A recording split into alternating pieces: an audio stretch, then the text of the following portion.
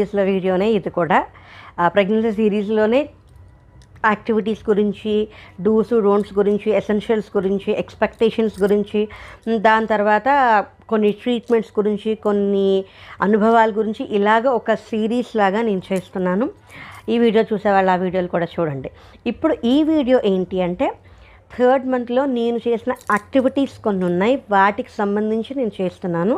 ఇందులో ఏంటంటే నేను 3వ నెలలో పుస్తకాలు అంటే కథల పుస్తకాలు చదివాను. నాకు కొంచెం కథలు అంటే చాలా ఇష్టం, అందుకోసం నేను కథల పుస్తకాలు ఎక్కువ చదువుతాను. అందులో బేతాళ కథల గురించి నేను చెప్తున్నా. ఇప్పుడు నేను చదివిన పుస్తకాలు అన్నిటి గురించి ఒక్క వీడియోలో చెప్తే ఆ వీడియో చాలా లెంత్ అయిపోతుంది, చేయడానికి నాకు అంత ఉత్సాహంగా అనిపించదు, మీకు కూడా చూడడానికి విసుగ్గా అనిపిస్తుందని నేను చిన్న చిన్న పార్ట్స్గా చేసుకుంటూ షార్ట్ వీడియోస్ పెడుతున్నా. బేతాళ కథలు మీకు ఎంతమందికి బేతాళుడు, విక్రమార్కుడు